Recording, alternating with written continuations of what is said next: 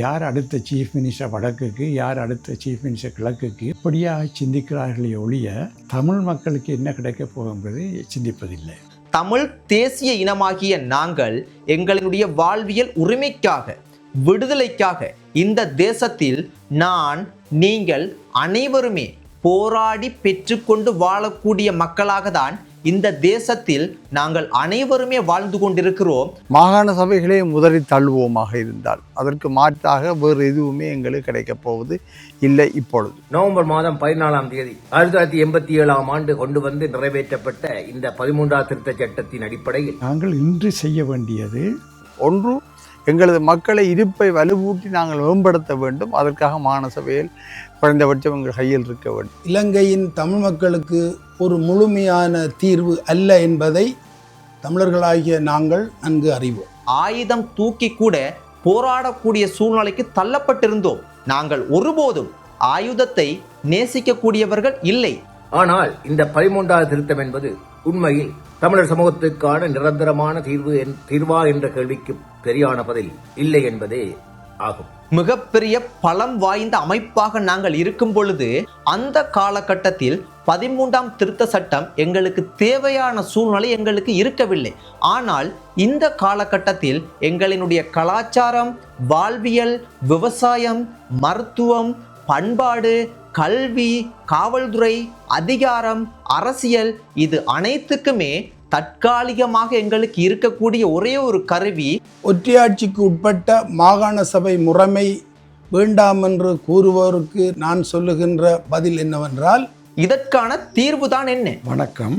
இலங்கையின் சரித்திரத்தை நாங்கள் எடுத்து பார்க்கும் பொழுது, போர்த்துகீசர் இங்கு வந்த பொழுது 3 ராஜ்யங்கள் இந்த தீவில்: யாழ்ப்பாண ராஜ்யம், கண்டி ராஜ்யம், கோட்டை ராஜ்யம் என்பதனால்தான் நாங்கள் தமிழர் ஒரு தனி இனம், தனி தேசிய இனம், நமக்கு ஒரு சமஷ்டி ஆட்சி தேவை என்றது இதுதான் எங்களோட முக்கியமான காரணமாக இருந்தது. சுதந்திரத்துக்கு முன்னர் நாங்கள் இதை பற்றி பேசவே இல்லை. அதற்கு பிறகு பேச வரும்பொழுது சிங்கள தலைமைகள் எல்லாம் அவற்றை எதிர்க்க தொடங்கிவிட்டன. மற்றது சமஷ்டி என்பது தேசிலே எடுக்கக்கூடியது அல்ல. சமஷ்டி என்று நாங்கள் சொன்னாலும் தமிழ்லேயே அந்த சமஷ்டி என்ற வார்த்தையே கிடையாது. உண்மையில் கூட்டாட்சி என்ற சொல்லுதான் அதுக்கு உண்டு.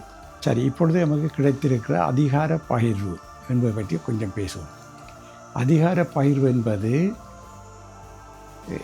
தந்தை செல்வா ஒப்பந்தத்தின் பார்க்க மேன்மையானது, டட்டி செல்வா ஒப்பந்தத்தின் பார்க்க மேன்மையானது. அது அரசியல் யாப்பின் மூலம் நமக்கு கிடைத்த ஒரு பொருள். அரசியல் யாப்பின் மூலம் கிடைத்த ஒரு பொருள்னு சொல்லும் பொழுது நமக்கு அதை எவரும் பறிக்க முடியாது நம்மிடமிருந்து. அதில் என்ன முக்கியமாக இருக்கிறது? அதிகார பகிர்வு. அது மட்டுமல்ல, அதே நேரத்தில் நமக்கு தமிழ் மொழியையும் அரசகர்ம மொழியாக்கினார்கள். இந்தியாவினுடைய தலையீடு இல்லாதிருந்திருந்தால் அதுவும் கிடைத்தாது. அதை நாங்கள் மறந்துடக்கூடாது. நாங்கள் ஏன் இதை செயல்படுத்த முடியவில்லை? 38-40 வருஷமாகிறது. எம்மவர்கள் ஒரு நல்ல நோக்கோடு செயல்படுவதில்லை. அவர்களுக்கு ஒரு சரியான ஒரு அரசியல் நோக்கு இருக்க வேண்டும். எல்லாரும் யோசிப்பது என்றால், யார் அடுத்த சீஃப் மினிஸ்டர் வடக்குக்கு, யார் அடுத்த சீஃப் மினிஸ்டர் கிழக்குக்கு, இப்படியாக சிந்திக்கிறார்களே ஒழிய தமிழ் மக்களுக்கு என்ன கிடைக்கப் போகும் என்பதை சிந்திப்பதில்லை. இதனாலே தான் நாங்கள் இப்படி சீர்கட்டு போய் கொண்டிருக்கிறோம். நாங்கள் இன்று செய்ய வேண்டியது அதிகார பகிர்வை நடைமுறைப்படுத்துவதற்கான வேலைகளில் அனைத்து கட்சிகளும் ஒரு சிந்தனையின்றி செயல்பட வேண்டும் என்பதுதான். நாங்கள் இதுகால வரையும் அதிகார பகிர்வை பயன்படுத்தாமல் இருந்த காரணம், நாம் நியதி சட்டங்களை செய்யாமல் இருந்தது. நியதி சட்டங்களை செய்யாமல் இருந்தன்னு சொல்வதன் பார்க்க செய்ய விடவில்லை.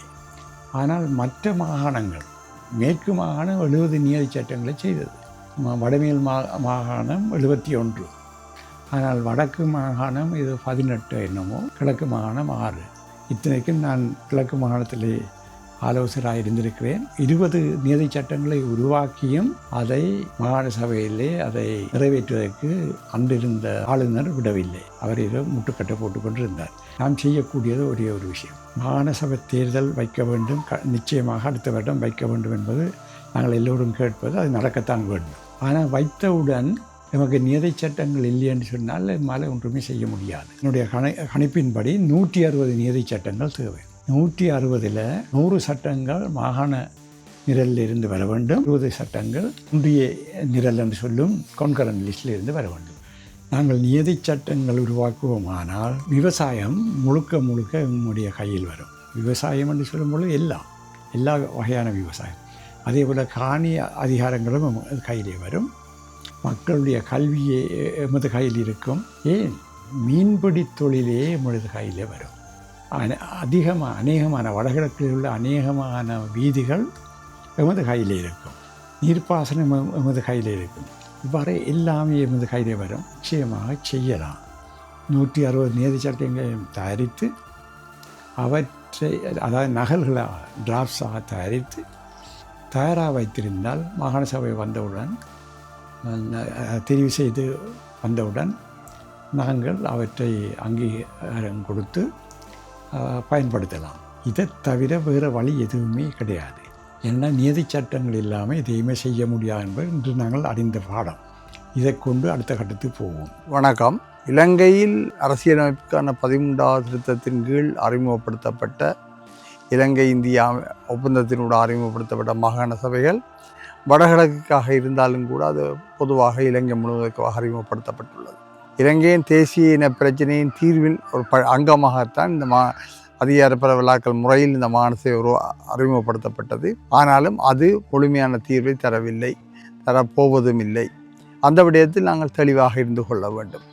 நாங்கள் தெளிவாக புரிந்து கொள்ள வேண்டிய விடயம் என்னவென்று சொன்னால், தற்போதைய இலங்கையினுடைய அரசியல் கட்டமைப்புக்குள் ஏதாவது ஒரு நிர்வாக அலகினையாவது நாங்கள் எங்கள் கைவசப்படுத்தி கொண்டு எங்கள் மக்களுடைய இருப்பை நாங்கள் வலுவூட்ட வேண்டியிருக்கின்றது. மாகாண சபைகளே முதறி தள்ளுவோமாக இருந்தால் அதற்கு மாற்றாக வேறு எதுவுமே எங்களுக்கு கிடைக்கப் போவது இல்லை. இப்பொழுது அரசியல் தீர்வுக்கான இறுதி முடிவாக மாகாண சபையில் இருக்க முடியாது என்ற உறுதியுடன், அதே வேளையில் இடைக்காலத்தில் அதை ஒரு மாற்று தெரிவாக வைத்து கொண்டு அந்த மாற்று தெரிவு கூடாக எமது மக்களுடைய இருப்பை வடகிழக்கெங்கும் வலுவூட்டி அவர்களை ஏனைய இன மக்களுக்கு சமமானவர்களாக வளர்த்தெடுப்பதற்கும் அவர்களினுடைய இருப்பை இந்த வடகிழக்கில் நிலைநிறுத்துவதற்கும் மாகாண சபையில் எங்களுக்கு தவிர்க்க முடியாத அவசியமாக உள்ளது. அதை நாங்கள் கைவிட முடியாது.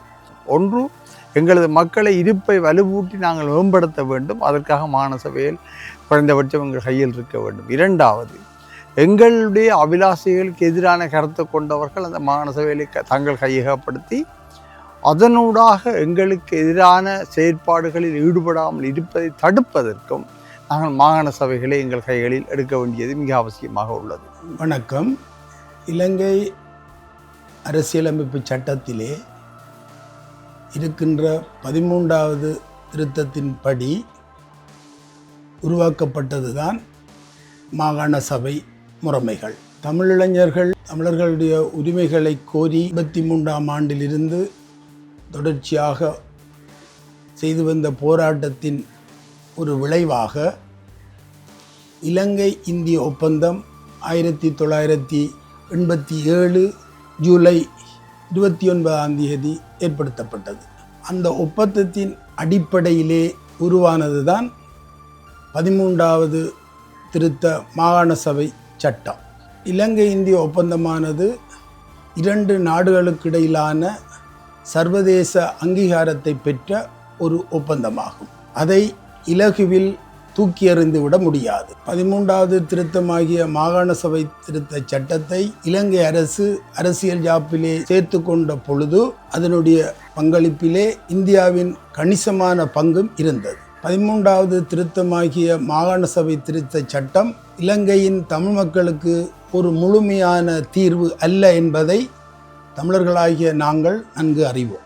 ஆனாலும் தற்பொழுது இலங்கை அரசியல் யாப்பிலே இருக்கக்கூடிய அதிகார நிர்வாக பரவலாக்களிலே 13வது திருத்தமும் ஒரு பகுதியாக இருப்பதை நாங்கள் மறுப்பதற்கில்லை.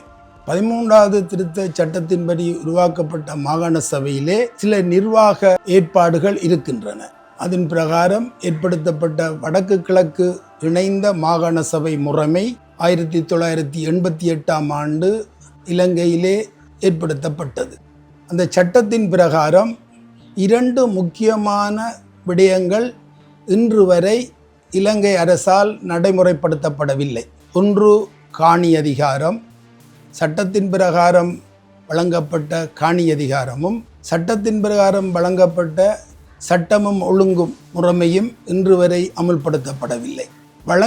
சட்டத்தின் பிரகாரம் வழங்கியிருந்த பகிர்ந்திருந்த முறைமைகளில் பலவற்றை இலங்கை மத்திய அரசு சிலவற்றை மீண்டும் பிடுங்கி எடுத்திருக்கின்றது. இப்படியான குறைபாடுகள் இருந்தாலும் இலங்கை அரசியல் அமைப்பிலே இருக்கக்கூடிய ஒரு நிர்வாக முறைமை உறுதிப்படுத்தப்பட்ட நிலையிலே இருக்கின்றது.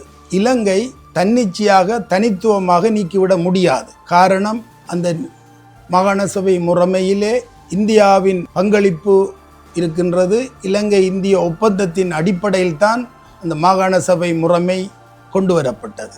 செய்ய முடியும் என்று நான் கருதுகிறேன். ஒற்றையாட்சிக்கு உட்பட்ட மாகாண சபை முறைமை வேண்டாம் என்று கூறுவோருக்கு நான் சொல்லுகின்ற பதில் என்னவென்றால், நாடாளுமன்றத்துக்கு செல்லுகின்ற நாடாளுமன்ற உறுப்பினர்களும் ஒற்றையாட்சிக்கு உட்பட்டு இலங்கையை பிரிக்க மாட்டேன் என்று நாடாளுமன்றத்திலே உத்தரவாதம் அளித்து சத்தியப்பிரமாணம் செய்துதான் அவர்கள் நாடாளுமன்ற உறுப்பினர்களாக இன்று வரையும் இருந்து வருகிறார்கள். இந்த ஒற்றையாட்சிக்கு உட்பட்ட அந்த அமைப்பிலே நாடாளுமன்ற உறுப்பினர்களாவதற்கு எமது தமிழ் அங்கத்தவர்கள் பலர் துடித்து கொண்டிருக்கிறார்கள். உள்ளூராட்சி மன்ற முறைமையானது அதுவும் ஒற்றையாட்சி முறைமைக்கு உட்பட்டது தான். மாகாண சபை முறைமையானது அதுவும் ஒற்றையாட்சிக்கு உட்பட்டது தான். எனவே அரசியலமைப்பிலே இருக்கக்கூடிய அந்த அதிகாரங்களில் தமிழர்கள் தங்களுடைய பிரதிநிதிகளும் சேர்ந்து தமிழர்களுடைய வளங்களை அபிவிருத்தியை நாங்கள் முன்னேற்ற முயல வேண்டும். குறைகளை தீர்ப்பதற்காக ஜனநாயக வழிகளிலும் ராஜதந்திர வழிகளிலும் நாம் தொடர்ந்தும் செயல்பட வேண்டும். முக்கியமாக காணி அதிகாரத்தையும் சட்டம் ஒழுங்கும் அதிகாரத்தையும் மாகாண சபை முறைமைக்குள்ளே அமுல்படுத்த வேண்டி நாம் இலங்கையின் ஆட்சியாளர்களை ஜனநாயக வழிகளிலும் அறம் சார்ந்த வழிகளிலும் ராஜதந்திர வழிகளிலும் தொடர்ந்தும் அதனை வலியுறுத்தி வர வேண்டும். இலங்கை தேசத்தின் இன்றைய அரசியல் சூழ்நிலையில் இலங்கை தமிழர்களுக்கான நீதியான தீர்வு பற்றி நாம் பேசும் போதெல்லாம் 13வது திருத்தச் சட்டம் என்ற ஒரு பெயர் நிரந்தரமாக ஒலிக்கின்றது. ஆனால் இந்த 13வது திருத்தம் என்பது உண்மையில் தமிழர் சமூகத்துக்கான நிரந்தரமான தீர்வா என்ற கேள்விக்கு சரியான பதில் இல்லை என்பதே ஆகும். இலங்கை பாராளுமன்றத்தில் பட்டியலிடப்பட்டு நவம்பர் மாதம் 14ஆம் தேதி 1987ஆம் ஆண்டு கொண்டு வந்து நிறைவேற்றப்பட்ட இந்த 13வது திருத்தச் சட்டத்தின் அடிப்படையில் மாகாண சபை உருவாக்கப்பட்டது. இந்த 13வது திருத்தச் சட்டத்திற்கு உட்பட்ட மாகாண சபை என்ற நடுநாயக அடித்தளத்தின் மூலம் இலங்கையை பூர்வீகமாக கொண்ட வடக்கு கிழக்கை தற்காலிகமாக இணைத்து அங்கு வாழும் மக்களின் பிரதிநிதிகளின் கையில் நிர்வாக அதிகாரங்களை வழங்கியது என்பதோடு தமிழ் மக்கள் தங்களது மண்ணில் தங்களால் தெரிவு செய்யப்பட்ட மக்கள் பிரதிநிதிகள் மூலம் சில தீர்மானங்களை எடுத்து திட்டமிட்டு நடத்தும் நிலை உருவானது என்றாலும் முக்கிய அதிகாரங்களான நிலம், காவல்துறை, கல்வி போன்றவற்றில் மாகாணங்களுக்கு எந்தவித சுதந்திரமும் இல்லை. இவை அனைத்தும் இன்னும் மத்திய அரசின் கட்டுப்பாட்டிலே உள்ளது என்பதால் தங்களது மொழி, பண்பாடு மற்றும் அரசியல் அடையாளத்துக்கான உரிமைகளை தமிழ் மக்கள் இன்னும் முழுமையாக பெறவில்லை. இதனால் இந்த 13வது திருத்தம் என்பது தமிழ் மக்களுக்கான ஒரு நிரந்தரமான தீர்வாக இருக்க முடியாது என்பதை கூறி, இது இலங்கையின் வடக்கு மற்றும் கிழக்கில் வாழும் தமிழ் மக்களுக்கான ஒரு அரசியல் முன்னேற்பாடாக இருக்க வேண்டும் என தெரிவித்துக் கொள்கின்றேன். அந்த வகையில் 13வது திருத்தச் சட்டம் என்பது இலங்கை தீவில் தமிழ் மக்களுக்கான ஒரு அரசியல் அடித்தளமாக இருந்து தமிழ் மக்களின் மொழியையும் கலாச்சாரத்தையும் வரலாற்றையும் அங்கீகரிக்கக்கூடிய தமிழர் சமூகத்துக்கான நீதி, தன்னாட்சி மற்றும் சர்வ அதிகார உரிமைக்கான முதல் படியாக கொண்டு இலங்கை தீவில் தமிழர்களின் தன்னாட்சி அதிகாரங்களை வென்றெடுக்க பயன்படுத்த வடக்கு கிழக்கில் வாழும் தமிழ் மக்களுக்கும் தமிழ் தேசிய அரசியல்வாதிகளுக்கும் ஒரு தமிழ் தேசிய ஆர்வலனாக பரிந்துரைக்கின்றேன். இதுவே இலங்கை தீவில் 13வது திருத்தச் சட்டத்தில் உள்ள மாகாண சபை தேர்தல் அறிவிக்கும் பட்சத்தில் தமிழ் தேசியத்தை வடக்கு கிழக்கு என்ற பாரம்பரியமாக தமிழ் மக்கள் வாழும் தமிழர் தேசத்தில் ஒற்றுமையுடன் கட்டியெழுப்ப ஒரு ஆரம்ப அடுக்குக்கல்லாக ஒரு அரசியல் தளமாக அமையும் என்பதை தெரிவித்துக் கொள்கின்றேன். இதனை விட இன்றைய அரசியல் சூழலில் தமிழர்களுக்கான அரசியல் பயணத்தில் நாம் ஒரு முக்கியமான இடத்தில் நிற்கிறோம் என்பதை தமிழ் தேசிய அரசியல் கட்சிகள் உணர்ந்து செயலாற்றுவதை விடுத்து ஒன்றுக்குள் ஒன்று மோதி கொள்கைக்காக லட்சியத்திற்காக என்று கூறி அதை அடைவதற்கான எந்த நடைமுறைகளுமின்றி பொறுப்பின்றி செயல்படுவதும் மாகாண சபை தேர்தலால் எதுவும் கிடைக்காது என்று கருத்துடன் புறக்கணிப்பதும் எமது அரசியல் போராட்டத்தை கைவிடுவது போல ஆகிவிடும் என்பதோடு இந்த மாகாண சபை எதிரியின் கையில் கொண்டு சேர்க்கும் என்பதை தெரிவித்து இது இலங்கையின் வடக்கு கிழக்கு வாழும் தமிழர்களின் அபிலாசைகளுக்கு சாவுமணி அடிக்கும் என்பதையும் தெளிவுபடுத்துகின்றேன். பல கருத்து வேறுபாடுகளோடு செயல்படும் தமிழ் அரசியல் கட்சிகள் ஒற்றுமையில்லாது ஒரே மேடையில் கூடாது இருக்கும் நிலைமையை மாற்றி தமிழ்மக்களுக்காக சில விட்டுக் கொடுப்புகளுடன் ஒன்றிணைந்து ஒற்றுமையுடனும் தீர்க்க தரிசனத்துடனும் திறந்த அரசியல் உள்நோக்கத்துடன் இனத்தின் நலனுக்கான வருங்கால தமிழர் தலைமுறைகளுக்காக நாம் இழந்ததை மீட்டெடுக்க செயல்பட்டு மாகாண சபை தேர்தலை எதிர்கொண்டு அதனை தமிழ்மக்களின் அரசியல் அடித்தளமாக மக்கள் சார்பாக கட்டமைக்க பணிவுடன் வேண்டிக் கொள்கின்றேன். உலகம் முழுவதும் பறந்து விரிந்து வாழும் அனைத்து தமிழ் பேசும் சொந்தங்களுக்கும் வணக்கம். தமிழ் தேசிய இனமாகிய நாங்கள் எங்களினுடைய வாழ்வியல் உரிமைக்காக விடுதலைக்காக இந்த தேசத்தில் நீங்கள் அனைவருமே போராடி பெற்றுக்கொண்டு வாழக்கூடிய மக்களாக தான் இந்த தேசத்தில் நாங்கள் அனைவருமே வாழ்ந்து கொண்டிருக்கிறோம். பல வருட காலமாக அரசியல் வழியாக அகிம்சை வழியாக ஏன் எங்களினுடைய உரிமைக்காக விடுதலைக்காக ஆயுதம் தூக்கி கூட போராடக்கூடிய சூழ்நிலைக்கு தள்ளப்பட்டிருந்தோம். நாங்கள் ஒருபோதும் ஆயுதத்தை நேசிக்கக்கூடியவர்கள் இல்லை. ஆனால் ஆயுதத்தை கூட தூக்கி போராட வேண்டிய சூழ்நிலைக்கு தள்ளப்பட்டிருந்தோம். எங்களின் உரிமைக்காக விடுதலைக்காக போராட வேண்டிய சூழ்நிலையில்தான் நாங்கள் அனைவருமே வாழ்ந்து கொண்டிருக்கிறோம். அடுத்த தலைமுறையும் இதேபோல் உரிமைக்காக விடுதலைக்காக போராடிதான் இந்த தேசத்தில் வாழ வேண்டுமா? இதற்கான தீர்வுதான் என்ன? மிகப்பெரிய பலம் வாய்ந்த அமைப்பாக நாங்கள் இருக்கும் பொழுது அந்த காலகட்டத்தில் 13ஆம் திருத்த சட்டம் எங்களுக்கு தேவையான சூழ்நிலை எங்களுக்கு இருக்கவில்லை. ஆனால் இந்த காலகட்டத்தில் எங்களினுடைய கலாச்சாரம், வாழ்வியல், விவசாயம், மருத்துவம், பண்பாடு, கல்வி, காவல்துறை, அதிகாரம், அரசியல் இது அனைத்துக்குமே தற்காலிகமாக எங்களுக்கு இருக்கக்கூடிய ஒரே ஒரு கருவி 13ஆம் திருத்த சட்டம் மட்டும்தான். இதையும் நாங்கள் புறம் தள்ளுவோமாக இருந்தால் எதிர்காலத்தில் தமிழ் என்ற வார்த்தை இந்த தேசத்தில் தமிழ் தேசிய இனமாகிய நாங்கள் தமிழ் என்ற வார்த்தையை சொல்ல முடியுமா என்ற கேள்வி உருவாகலாம். அதனால் 13ஆம் திருத்த சட்டத்தில் நிறைய குறைகள் உள்ளன.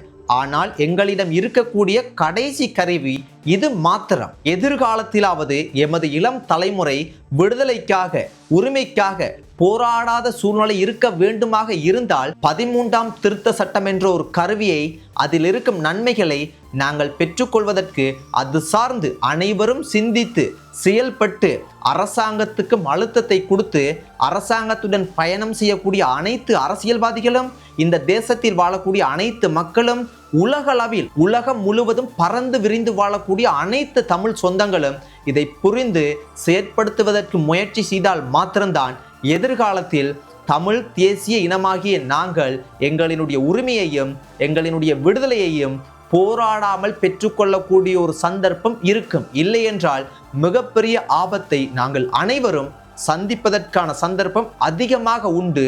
அதனால் புரிந்து தெரிந்து அனைவரும் செயற்படுவது காலத்தின் கட்டாயமாகும்.